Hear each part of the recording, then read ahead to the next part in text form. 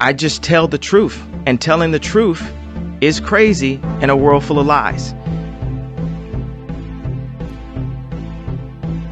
If you mix brilliance with bravery, that we can ignite something. Even this conversation alone can ignite the people. The time is now to express and for people to believe in themselves. The time is now for it to be okay to be great. People in this world shun people for being great, for being a bright color, for standing out.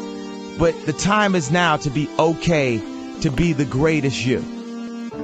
Hey guys, what's up? It's your girl Kelly. We're back with another video. If you guys are new to the channel, please hit that subscribe button. Guys, if you're into true crime stories, news, politics, and so much more, I would appreciate it. And if you're a returning listener or subscriber, well, thank you for being a friend as always, guys. I really appreciate everyone who's watching this video.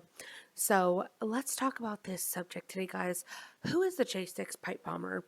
If you guys have been following along with the channel, or if you guys have been following along with news in general, then I'm sure you've heard your fair amount about January 6th and all of the outrage, all of the, clutching of the pearls, all of the news media losing their ever-loving shit over January 6th. Well, one thing that you probably haven't heard too much about is the 2 pipe bombs that were left outside of the DNC and the RNC on January 5th in anticipation of January 6th events.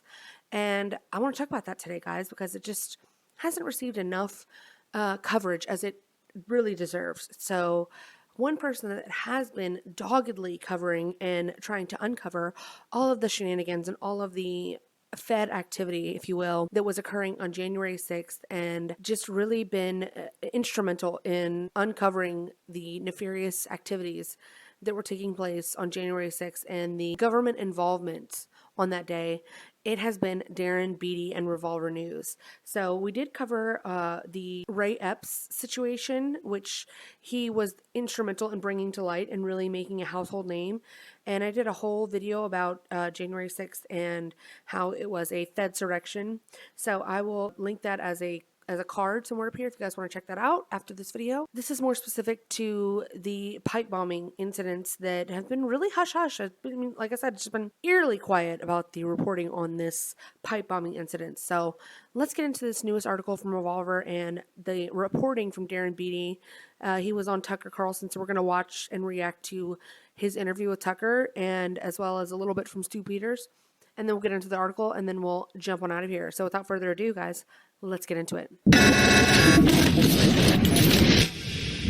No person in the entire country has been more crucial to digging up the truth about what happened on January 6th than Darren Beattie of Revolver News. He's the man who made Ray Epps a household name in America. He's informed the world about the scaffold commander, a key figure in the Capitol intrusion who supposedly has never been identified despite millions of dollars being spent on the biggest manhunt in American history. And then there's the case of the J6 pipe bomb, which might be the key to unraveling the full truth about January 6th, in fact. For those of you who don't remember the details, it goes like this. On the same day as January 6th, pipe bombs were discovered at both the RNC and DNC buildings, their headquarters. The person responsible has never been caught, despite being caught on camera for long stretches of time, and despite clearly carrying a cell phone, which should make it easy to geolocate them. I mean, after all, we supposedly used cell data to catch dozens of J6 defendants. Well, as Darren and Revolver have chronicled, there's evidence of the FBI deliberately withholding the full extent of its video evidence on the pipe bomber for no reason at all whatsoever, even though this is supposedly a live investigation.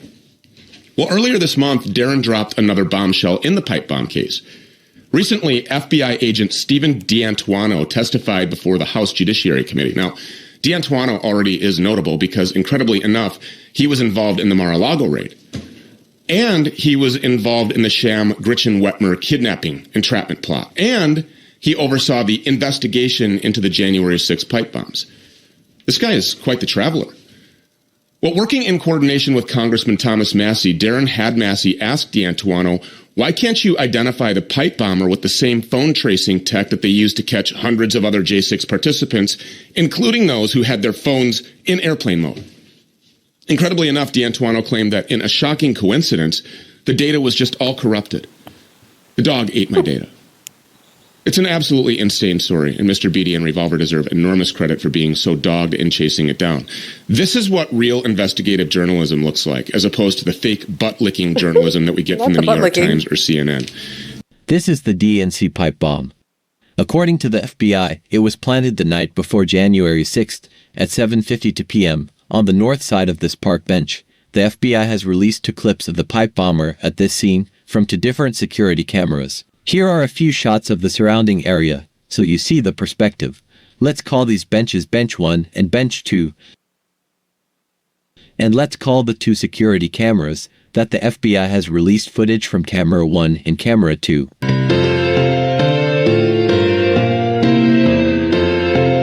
Also, why is Camera 1's quality significantly worse than Camera 2? It's weird.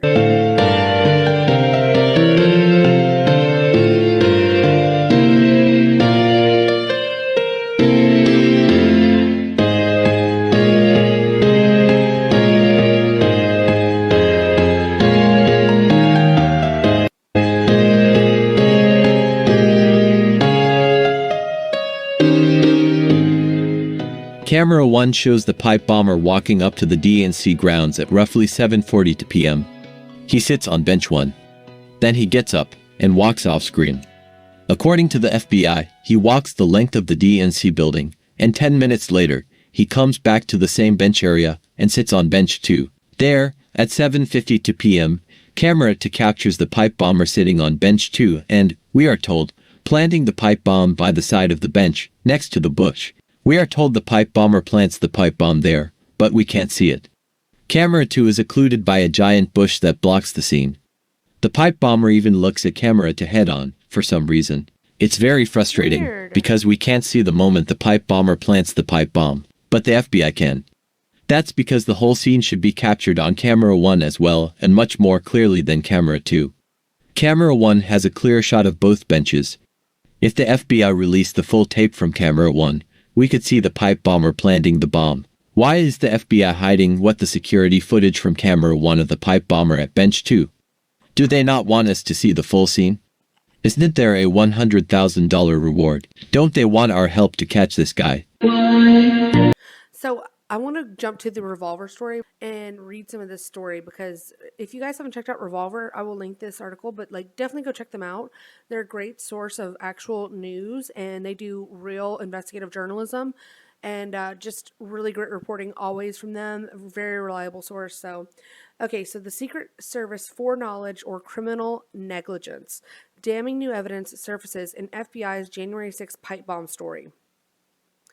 Over 3 years have passed since January 6, 2021, and the truth of what really happened that day has never been more relevant. For the regime, the stakes involved in selling the official narrative of January 6 as a uniquely horrific domestic terror event are higher than ever.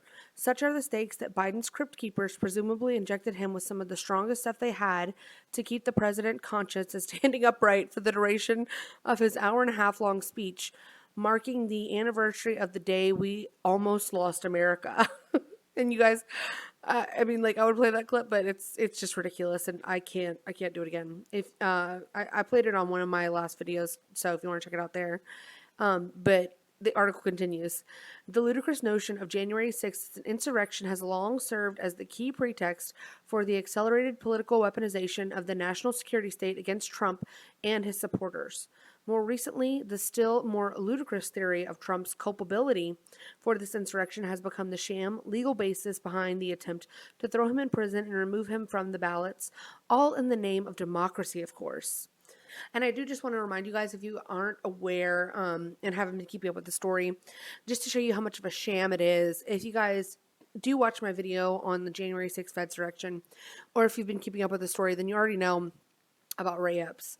Well, another figure that actually wasn't even there on January 6th, he was actually in a whole different city. It was Enrique Tarrio, okay? So I just want to do a little compare and contrast just to show you guys the sheer hypocrisy, the sheer audacity of them to put it in the face of American citizens and really show their hand and really show what it is they're up to. Well, Ray Epps, who was on the front lines of January 6th, who was the only person who was caught on video urging the crowd to go into the building, that they need to actually enter the Capitol.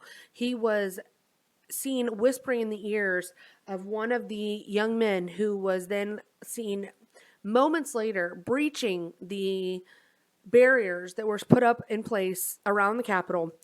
I mean, he was a key figurehead, and he was filmed multiple times throughout multiple areas, encouraging people to enter the barriers and actually go into the Capitol. So you would think that this would be a pretty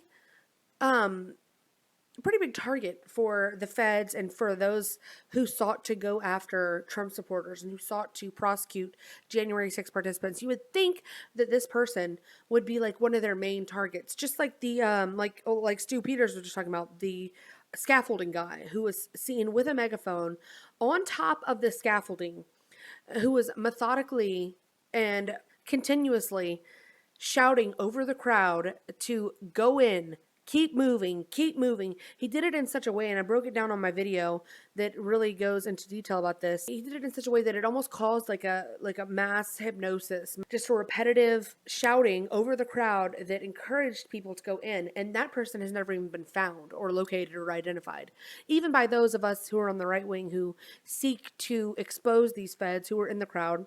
That person has still never been found. But Ray Epps, you'd think, would be one of their biggest targets, right? Well, Ray Epps, a target of January 6th conspiracy theories, okay? Just conspiracy theories. We were all just after this poor, innocent guy. According to the mainstream media, according to AP, this was just a poor, innocent, old man. You know, everyone else they went after, everyone else who was a participant in January 6th, they couldn't wait to call them an insurrectionist, a terrible person. They had unlimited negative things to say. But apparently, Ray Epps was just a target of conspiracy theorists. Well, he got a year in probation for his role in the Capitol riot. And here's that moment I was talking about where he whispered in the ear of this man here. And moments later, just moments later, this man was one of the ones who breached initial barriers to allow people to flood into the Capitol. Which, by the way, wasn't even that bad, okay? I mean, look at this. How epic, okay? So, and then Enrique Tarrio, as I said, who wasn't even there on that day. Let's see what happened to him. We begin with breaking news from the federal courthouse right here in Washington. 39-year-old Enrique Tarrio, once the top leader of the far-right extremist group, the Proud Boys, was just sentenced to 22 years in federal prison for orchestrating the failed plot to forcibly block the peaceful transfer of power following ridiculous. The 2020 presidential election. It is the longest sentence yet, stemming from the January 6th assault on the U.S. Capitol. Western chauvinist, that's funny. But not as long as the 33 years requested by prosecutors. Yeah, they wanted 34 years for this guy, who apparently had an insurrection plot against the government to try to stop the transfer of powers. Bullshit, okay? Bullshit. Absolutely ridiculous. So there is the utter hypocrisy. There is the absolute disgrace of a government that would sentence this man, who is a Puerto Rican guy, who's not even a white guy, and just a you know, somebody who cares about his country, somebody who wanted to save the American principles that all of us hold so near and dear, and, you know, just absolutely threw the book at him. They wanted to give him 34 years and instead gave him 22, while Ray Epps, who was encouraging this, who was encouraging people to go into the Capitol just because he wasn't a part of the Proud Boys, he gets a year on probation. And I would argue not just because he wasn't one of the Proud Boys, because he was an actual Fed, you know, an operative. I can't prove that, obviously, but I would bet money on it that he once had worked for the government, either in the CIA, FBI, or whatever, as a confidential informant, whatever have you. 100%, I would guarantee, allegedly, that he was part of the government at some point. And he encouraged this and was one of the people who was there to incite the crowd. And, you know, that's the hypocrisy of what was going on, and the sentencing guidelines and all of this bullshit that went along with January 6th, where the people who were, it seemed, the most involved and the most at fault for this either completely got off, have never been found, or got probation, while people like Proud Boys member Enrique Tarrio got 22 years, who has kids, who is only 39 years old, and will now spend the next 20 years of his life in prison. Does that make any sense to anybody? Because to me, no. So we continue with this article from Revolver.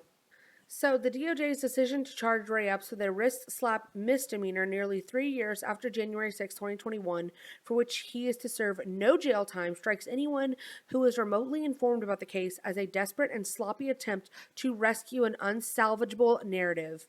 Although Speaker Mike Johnson has not followed through on his promise to release 40,000 hours of January 6 footage, the 90 or so hours he has released have done a great deal to popularize and reinforce the public's understanding of just how inaccurate the official version of January 6th is. We say this footage popularizes and reinforces the public's understanding of the Fed's direction, but it does not advance this understanding. New footage depicting Capitol Police opening the doors or ushering crowds in, or footage of Capitol Police committing violence against protesters is great for spreading awareness, but it doesn't tell us anything new. Similar types of footage have been around for a long time. The most important January 6th video you have never heard about.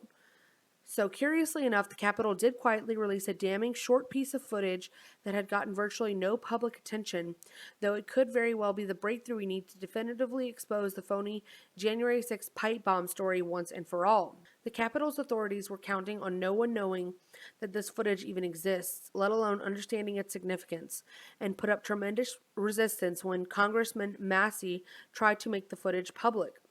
Ultimately, it took a direct call from Kevin McCarthy to break the stone wall, and one can only imagine how much pressure McCarthy must have been under to make that call. Courtesy of Congressman Massey's efforts, the footage is available below. For a first viewing, we encourage the reader to skim the video to get a general idea. Make note of the man in the backpack going up to the police and Secret Service cars. It will likely turn out that identifying this man in the backpack will lead to the unraveling of one of the darkest and most scandalous government cover-ups in recent histories. And you can see that we can't see the benches from this angle. And then, curiously enough, they end up zooming out and zooming over to the areas where the benches were. So what was happening at those benches mere moments before? This backpack guy walks up to these two vehicles and alerts them of a pipe bomb. What was he doing? Where was he at? Those are questions that need to be answered. Why were they seemingly unconcerned for all this time? The video is still playing, even though nothing's happening. So the man at the backpack has already walked away, and they're still sitting in their cars, completely unconcerned.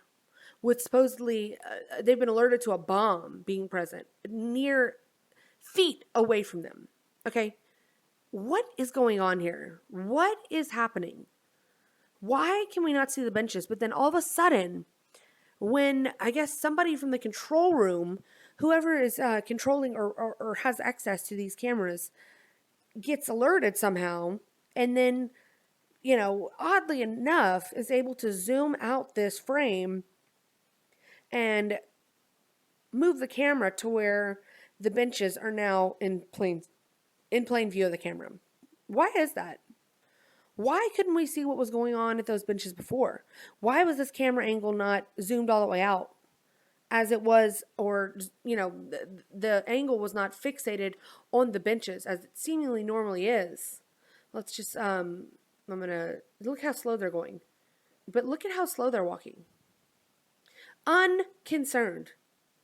And so they still haven't backed out the lens yet, but we're going to watch it in real time just so you guys can see.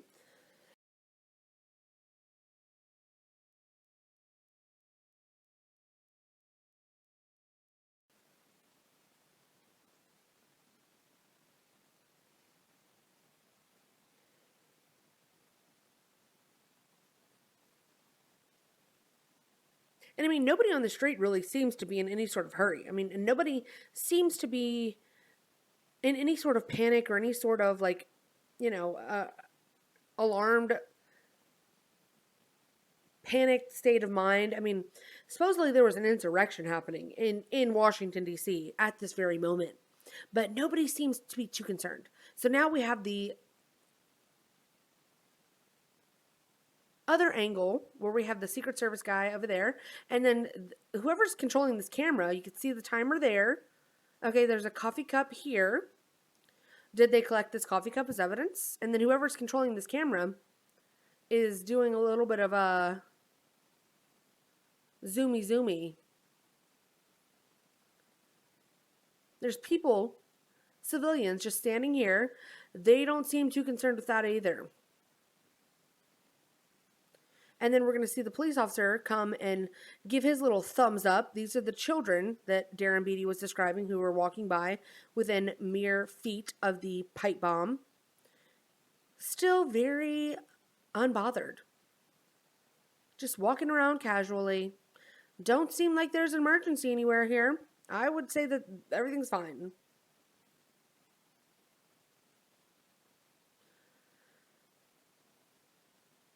There's another Secret Service guy. Here's the PD coming, and he's going to go and take a picture of it. Boom. He gives his thumbs up. And now they have their signal. And now they're in a hurry. Now they got a fire lit under their ass. Beyond sketchy. Beyond suspicious. Beyond anything I've ever seen before. What is going on with this so-called pipe bomber? So if you guys want to go back and watch it, I will, like I said, I'm going to link this article, so definitely I would encourage you guys to do that. But I'm just going to go over some of the bullet points here. So at 1:05, a man with a backpack walks into view at the bottom right corner of the screen and proceeds to chat with officers on the driver's side of the Metro PD SUV. The black SUV is a Secret Service vehicle protecting then Vice President-elect Kamala Harris, who was in the DNC building at the time. The Metro PD vehicle was present as a part of the Secret Service protection detail, as related to us by a high-level source. After some time, it appears the backpack man is walking away from the driver's seat window of the Metro PD vehicle, only to walk around to the passenger seat window and continue speaking with the officers.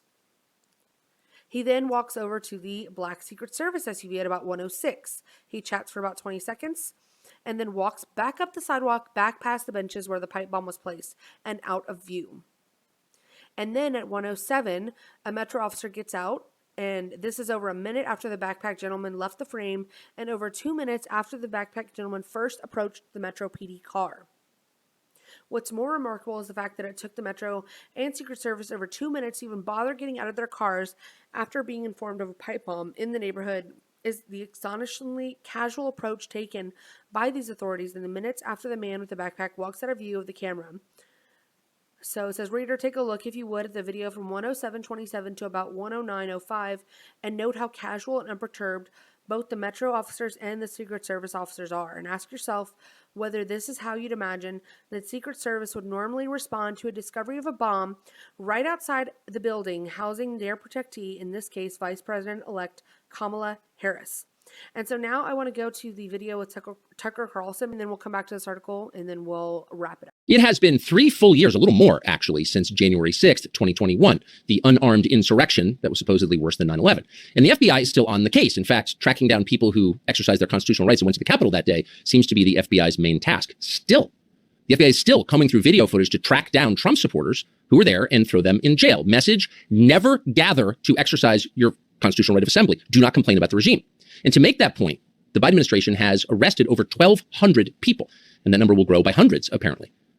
The FBI wants you to know that if you were there, you can't hide, because facial recognition software and all the advanced technology of the Biden surveillance state is being applied to catch anyone who offended them. But what's interesting, fascinating actually, and very troubling, is that the FBI can't find any information about the person or people who planted 2 pipe bombs outside the RNC and the DNC the night before.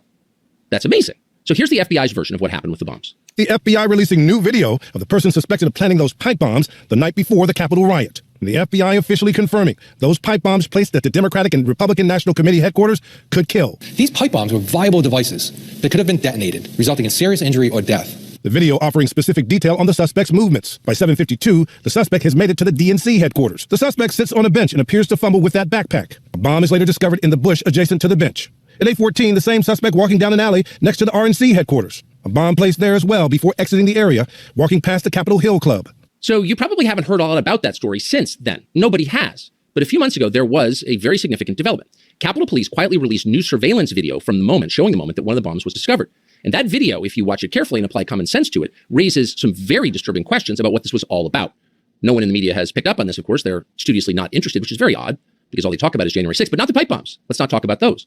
Virtually the only person in media who's been interested in this and pulling the thread on this from day one has been Darren Beattie, who runs Revolver News, and he has updates on what he's found today. Darren, thanks so much for coming on. You've been on this story really since the day that it happened. For people who haven't followed this, and of course no one else in media is talking about it, so many people might not know the details, can you just give us a quick overview of the facts of these attempted bombings?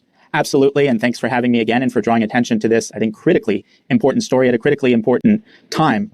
If you would, I'd like to explain this latest video that you described that has been released quietly and, I will say, extremely reluctantly by the Capitol Police, thanks to the efforts of Congressman Massey. I'd like to describe what's in that video because, just as a self-contained analysis, it's explosive in its own right, and then proceed to contextualize that in relation to our previous discoveries about the pipe bomb. So let's start with this video, and I hope people can see it on this interview and see it at revolver.news where it is. We've just published it. And it's really remarkable. What it depicts is the discovery of the DNC bomb at approximately 1:05 p.m. on January 6th. And if you follow the timestamps closely, you can see this guy in a backpack come into frame at around 1:05. What he does is he first approaches a car, which is a Metro PD car, talks to the driver's side in the window for a while, then moves to the other side of the window, and then eventually moves and chats with somebody in a black SUV, which is a Secret Service car chatting with Secret Service. In fact, we've learned through multiple sources that the Metro PD was part of that Secret Service detail. Why was the Secret Service there? We'll get to that in due course. But the guy finishes talking to the SUV and then leaves the frame. What the individual in the backpack is doing is alerting the Metro PD and the Secret Service of the fact that there is a pipe bomb just feet away that was planted by the park bench outside of the DNC. Now, for those watching this video, and everyone has to watch this video to follow along, the first thing that will strike you as remarkable is just how utterly unconcerned both the Metro PD and the Secret Service are about being informed that there was a pipe bomb literally within feet of them and within feet of their protectee, who was VP-elect Kamala Harris. You'll notice if you watch from approximately 1:07 to 1:09 in the timestamp, utterly lackadaisical, utterly unconcerned. Takes them minutes to even get out of their vehicles, at which point they're just kind of lingering around, uninterested, unconcerned. And then this alone is enough to be a national scandal and blow open this investigation with severity. And that is the Secret Service, the Metro PD, you'll see this, I couldn't believe it when I saw it. They allow a group of children cross the street in the direction of the pipe bomb and allow the children to walk within feet of the park benches where the pipe bomb was planted. The Secret Service agent as well is walking right with the children within feet of this bomb. Then, about a minute later, a Capitol Police officer walks even closer to the bomb, takes a picture of it, gives a thumbs up sign, leaves, after which point the Metro PD car, the Secret Service car leave, and then the video is over. Now, I know from very reputable sources who have seen the extended video that minutes after that, they have a bomb-safe robot come to dismantle and defuse this bomb. Now, people listening to this are probably asking themselves, first of all, why the unconcern from the Secret Service and the Metro PD? Unconcerned for themselves? Unconcerned for their protectee, Kamala Harris? Unconcerned for the children that they cavalierly allowed to walk within feet of this explosive device? And that concern juxtaposed and contrasted with the fact that they needed a bomb-safe robot to defuse this pipe bomb, this alleged pipe bomb. So those are the facts that are illustrated incontrovertibly in this video, and that I think as a self-contained analysis are sufficient to be a national scandal. But as I said, it gets far worse when we contextualize this information in light of the history of our reporting on the pipe bombs, which I'm happy to get into, but I'd like to pause it in case you have any reaction to this. I'm stunned by it. It doesn't make any sense at all, obviously. My first question is, who is the man who alerted Metro PD, Washington, D.C., local cops, and Secret Service to the presence of the bomb? And that's really the question today. Who is this man? And was he the same man with this backpack that planted those pipe bombs? That would be my next question. I'm not saying he is. I'm not saying he isn't. But it's truly astonishing when you think about what it is we're talking about here. We're talking about a pipe bomb that has apparently just been discovered, and he'll go on, Darren Beattie, to describe how this bomb was sitting there for hours. Okay, it was planted at close to 8 p.m. the previous evening on January 5th, and was discovered at 1 p.m. the next day after the events of January 6th, or right around the time the events of January 6th were happening. And there's no concern whatsoever, even though they knew what was currently going on at the Capitol, and apparently everyone was so, in such shambles that day. I mean, do those people look like there's an active emergency going on at the Capitol? like in Washington, D.C. on that day. Like, this is while January 6th is taking place. And you're telling me they didn't know, they had no idea. And then they find a pipe bomb and they are just walking around casually as all get out. And nobody's in a hurry. Nobody's in a frenzy. Nobody's in a chaotic state of mind. But January 6th was an insurrection, was worse than 9/11. Give me a fucking break. This is absolutely outrageous and a complete and utter scandal. And the fact that the media doesn't cover this and doesn't let people know what it is that's going on and how their government is just completely subverting this and trying to downplay this as if this is no big deal is outrageous. Indeed. And that is the definitive question. That is the question that I think will be the breakthrough that ultimately unravels what is perhaps one of the darkest and most scandalous government cover-ups in recent history. Who is this individual in the backpack? And what did he say to these first of all, there's a matter of protocol. Even if they know the bomb is fake, there's still a protocol they have to follow, which is totally contravened by the way that they acted in the aftermath. But more importantly, how did they know that it was a fake bomb such that they could exhibit such a impossible lack of concern? And then why, if they knew that it was fake, would they go through the charade and spectacle of having a bomb-safe robot dismantle it? Now, these questions, I think, intensify and get even darker and more damning when we consider the full context. Let's start with the DNC bomb. What's the history of this bomb? Well, according to the FBI and the surveillance footage that the FBI has presented to the public, which is incidentally surveillance footage from the DNC, and we can get to that in a little bit. But the surveillance footage and the FBI story indicate that the bombs weren't January 6th bombs in the sense that they weren't planted on January 6th. They were allegedly planted, according to the footage, the evening before, approximately 8 p.m. on January 5th. Now, so at the time that the backpack individual went up and alerted the authorities to the bomb, that bomb had been sitting out there fairly conspicuously at the foot of the bench for over 17 hours. Now, that was one of the first anomalies that we reported, that it's kind of strange that this bomb would be sitting out there for 17 hours undiscovered for that period of time, undiscovered by motorists. If you'll notice by looking at the video, it's such a high foot traffic area that there's a scooter parked there. January 6th was a particularly high foot traffic time during the day.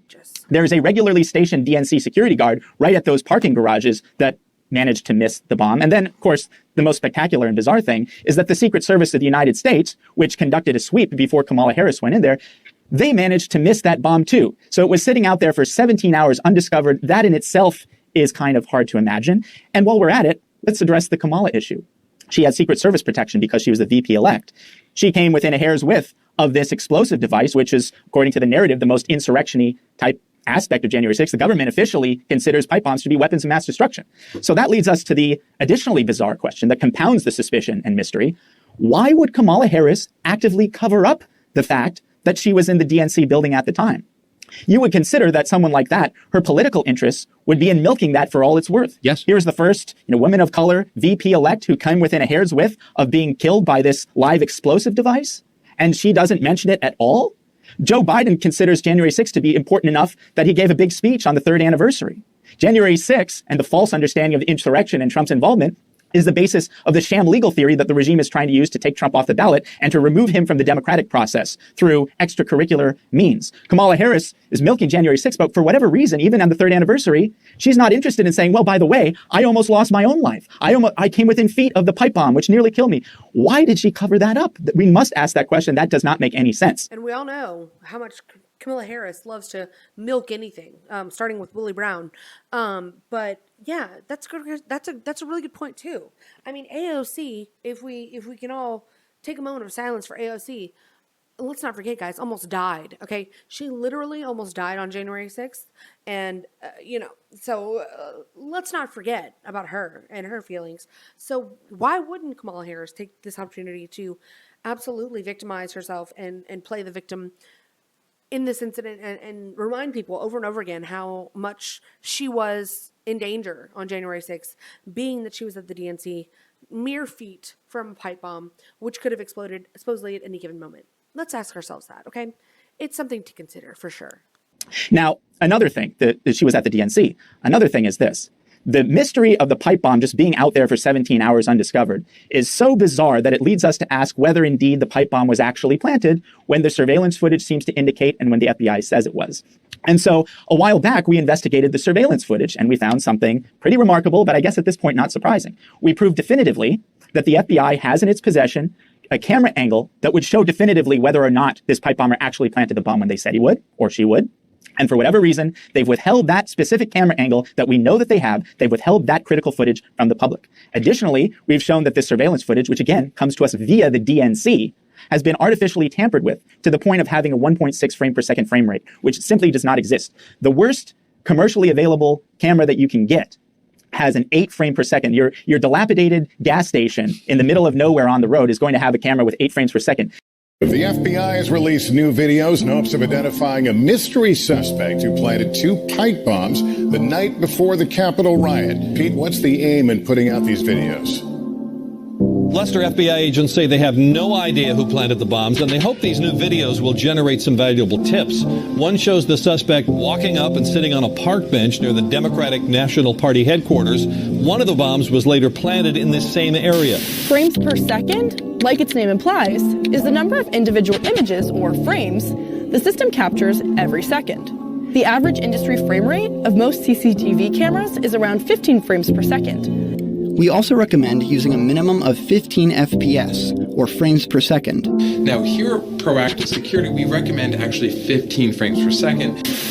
What you're looking at is the actual frame speed of the security video the FBI released to the public of the January 6th pipe bomb suspect. It's just 1 frame per second. You're going to learn now why that is virtually impossible, unless this tape is not the original source footage. A comprehensive study in 2021 by one of the world's leading authorities on security cameras found that 0% of cameras in use in America today operate at just 1 frame per second. Statistically speaking, the odds that the video the FBI released to the public was unaltered is less than 1%. The average gas station in America uses 15 frames per second. That would make the DNC national headquarters 15 times worse than the average gas station. Meanwhile, we know the DNC cares so much about security at this area that for years they have stationed a physical guard during the daytime right at this site. And that makes sense. It was the break-in of the DNC national headquarters 50 years ago that caused the largest scandal in American history, Watergate. Between the history of attacks on the DNC building, plus the fact that DC was once the murder capital of the country, plus the fact that 0% of cameras in use today use 1 frame per second, it is virtually impossible the tape the FBI released was the actual unedited footage. And we're led to believe that the DNC, a very important building with very important people who work there in a high crime city, that they managed to find something like from an antique store with a frame rate at 1.6 frames per second.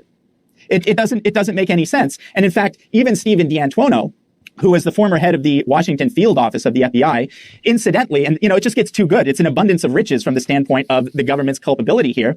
Stephen D'Antuono cut his teeth in Michigan, where he oversaw the infamous and disgraced entrapment operation known as the kidnapping plot. He was handpicked by Christopher Wray to go to D.C. in the months leading up to January 6th, and he became the head of the pipe bomb investigation. Well, something remarkable happened in June of last year. He actually, in his retirement, he's now an accountant at KPMG. In his retirement, he agreed to testify before the Judiciary Committee. And basically, thanks again to Thomas Massey, who basically compiled questions based on the research we've done at revolver.news and asked directly D'Antuono questions based on this research. D'Antuono effectively shrugged his shoulders with a very clear guilty conscience. He said he had no explanation for the poor quality of the DNC surveillance footage. And he was asked some other things. He was asked whether the FBI used geofencing technology to help identify this pipe bomber. The setup is perfect for a geofencing because it's just one person there. You know the location, you know the time. Should be perfect. They've used the geofencing to identify multiple other January 6 participants. At which point he kind of got uncomfortable. His body language showed it. He answered, well, look, we did in fact try to use geofencing, but the telecom company in question got back to us and said, for this specific time, at this specific location, our data is corrupted. Well, how convenient. And after saying that, he begged the Judiciary Committee, well, let's not get involved in any conspiracy theories, guys. And then for the whopper, which is most relevant to this video we're discussing, he was asked about the people who discovered the pipe bombs, both the DNC and the RNC, and we'll get to the RNC one in a bit. And he said, yes, naturally, in the course of an investigation, the people who discovered the bombs would be suspects, at least initially. And yet, he couldn't say whether he knew the identity of this backpack person. He actually said he didn't know. And he said he didn't even know if the person with the backpack was even interviewed. What? Okay, first of all, First of all, I'm sorry. If you're telling me that the police were notified and were alerted to this pipe bomb by this backpack person, okay? And if you're first going to tell me that you don't know if he was ever interviewed and you don't know if he was ever even identified, to me, that screams bullshit. And second of all, and most importantly of all, you're not going to tell me that this was a random civilian, okay? You are not going to sit there and tell me that that person who went up to the cop cars, okay, that were sitting there, and this was the first person to ever make note or to ever alert authorities to this pipe bomb sitting in front of the DNC. That was not a police officer. That was not an undercover agent. That was not an FBI agent. That was not somebody connected to the government. I call bullshit. You cannot tell me that. I'm so sorry. What civilian would go up to the cop car that was sitting there in front of the DNC instead of noticing a pipe bomb out on the street, okay? And he just happened to have his hood up and be dressed in this outfit that would completely hide his identity. This regular Joe, this just everyday average citizen, why would you not call 911? Why would you not call the police and you just see a cop car like just sitting there and just go up to their window like that? Just approach them knowingly? Like, I mean, it reeks. It reeks of corruption. It reeks of scandal. I'm sorry. I don't believe for one second that was not somebody who works for the government. And I don't believe if it wasn't somebody that works for the government that they wouldn't immediately take that person in for questioning or identify that person on some level, get his ID, and try to get more information from him. I'm sorry. That's absolutely ridiculous. I also want to know, okay, so y'all saw the footage where they were like following this guy like on different CCTV footages, different camera angles like throughout the city as he was walking with his backpack along the way. Like, how is it possible that y'all are not able to track him down to his initial location, wherever it was? He had to have gotten out of a vehicle somewhere. He had to have come out of a house or something. Like, there's cameras all over Washington, D.C. How is it not possible that y'all are not able to track him down to something more definitive? And if it is impossible, or if there is not, a camera angle where shows him getting out of a vehicle or exiting a home somewhere, you have to ask yourself, how did he get the intel to know where to park or where to come out from that he wouldn't be seen initially on camera? I mean, that's my only question. Amazing. The head of the investigation couldn't even say whether the person who mysteriously discovered this pipe bomb was even interviewed and claims to not even know who this person was. But okay, can I just ask you again, I've got even more, but I want to pause for a reaction. Well, there's so many questions, but I don't want to interrupt your narrative, but here's just one. So a huge part of the surveillance state, the Biden surveillance state, is facial recognition. And that's why airports across the country are now demanding that you submit, your biometrics when you go through TSA. They're collecting a massive database. Lots of people who were at January 6th exercising their constitutional rights have been arrested on the basis of facial recognition. Why isn't that being employed here? Well, that's a great question. And the best answer I can give is actually due to the inexplicably poor quality of the surveillance video. Again, at a 1.6 frame per second, you can't get a clear shot of the face. That's why it's simply impractical. And as I pointed out, the worst commercially available security cameras have 8 frames per second, precisely for that reason, is that that's the lowest that you can have and get some reasonable assurance that you're going to have a clear shot of the face. That doesn't exist in the surveillance footage that's been made available to the public. And I find it curious, like just this Capitol Police video that Massey got released, that has profoundly better picture quality. One wonders, why is the FBI, for the purposes of its public relations, relied almost exclusively on surveillance footage that comes from the DNC that has such poor quality you couldn't even use facial recognition on it because the face is just a nothing. So that's why the geofencing would actually be a better approach. And they said they did it and the data was corrupted. So it's very clear that there's zero interest really in getting to the bottom of who this is. And I guess on its surface level, it's strange that the DNC is uninterested. You would think that of all institutions, the DNC would be interested in covering the identity of the person, allegedly this MAGA terrorist, who planted an explosive device right outside of their national headquarters. And yet they seem to be the least interested, all the way up to the fact that Kamala Harris, the vice president, has for some reason foregone the opportunity of milking politically the fact that she was at the DNC while the pipe bomb was there. And in fact, as I recall, she didn't admit that she was at the DNC for months. We didn't know that she was there. Right, for almost a year. For almost a year. So, very interesting stuff, guys. And let's go back to the article real quick, see if there's anything else there. There was another pipe bomb found at the RNC. Tucker hasn't released this full episode, and I don't know if he will. You might have to pay for his content. which I obviously haven't done. There's enough there. And then if you want to read the article that has obviously more information here. So CNN said a law enforcement source said the Secret Service swept the interior of the building, the driveway, parking deck, and entrances and exits prior to Harris's arrival. And Harris was evacuated using an alternative route away from the bomb. Interesting. But you guys missed that? You see, the Secret Service missed the very visible pipe bomb. That's bizarre.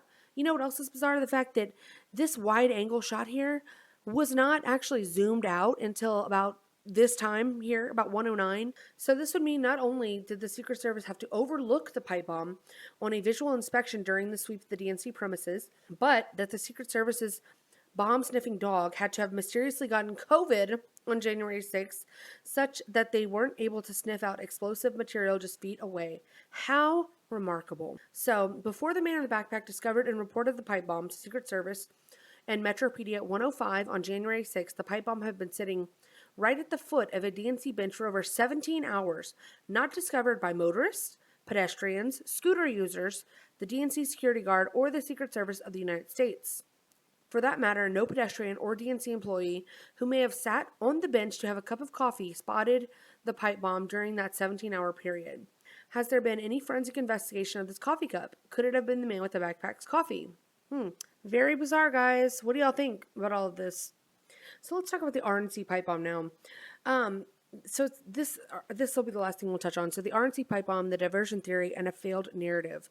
The notion that the DNC pipe bomb would be sitting out by the DNC bench for over 17 hours, undiscovered by pedestrians, motorists, DNC security, or Secret Service, only to be discovered by our mysterious backpack man scarcely 15 minutes after the first RNC bomb was discovered is a remarkable coincidence indeed.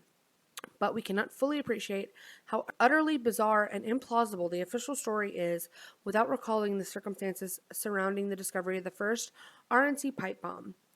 So according to the official reports, the first pipe bomb, the RNC pipe bomb, was discovered by a random pedestrian called Carlin Younger at 12:40 p.m. on January 6th. Younger reported that when she stumbled upon the first pipe bomb behind a trash bin in a back alley, the bomb was equipped with a timer whose dial was stuck on 20 minutes, as though to convey the impression the bomb was going to go off in 20 minutes. At noon on Wednesday, January 6th, Carlin Younger, working from home in Washington, D.C., decided to use the lunch hour to do laundry. Even though she's now in D.C., Younger has still worked remotely since the pandemic. Her apartment is in Washington's Capitol Hill neighborhood, just a couple blocks from the Capitol itself.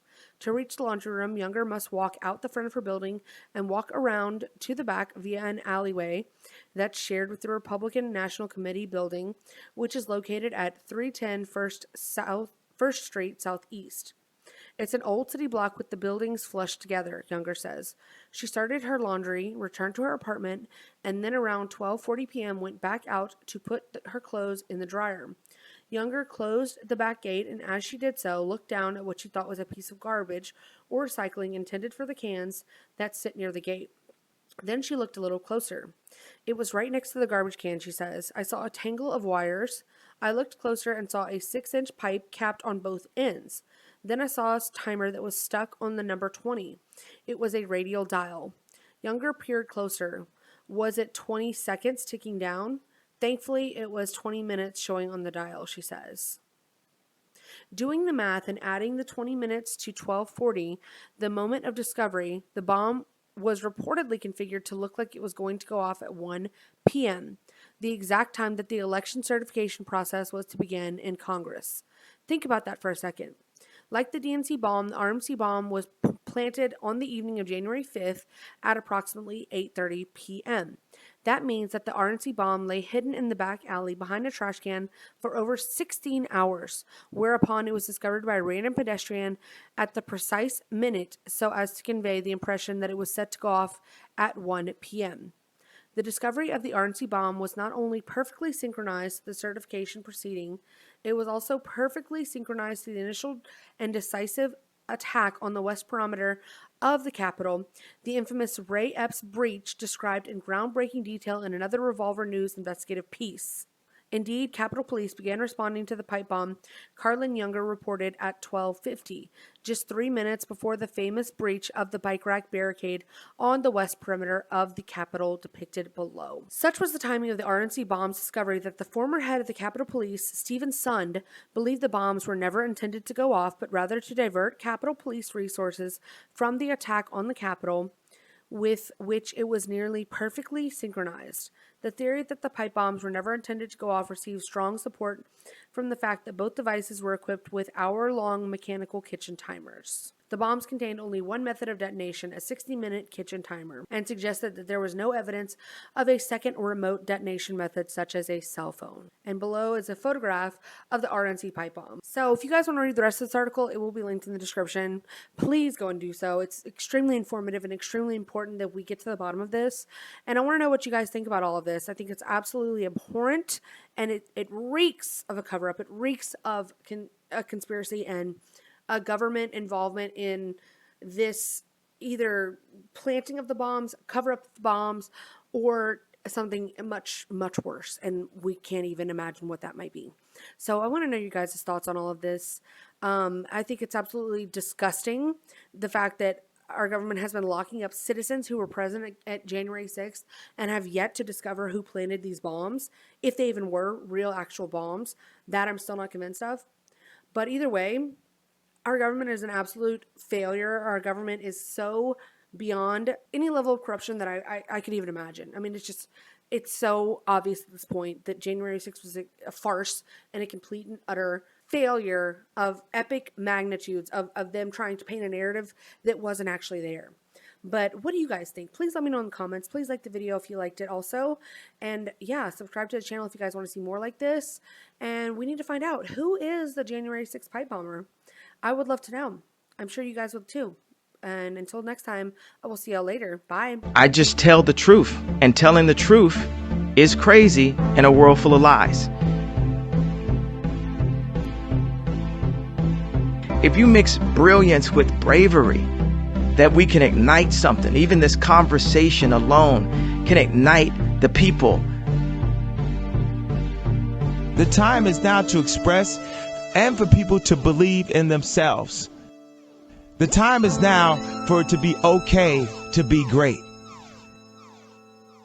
People in this world shun people for being great, for being a bright color, for standing out. But the time is now to be okay to be the greatest you.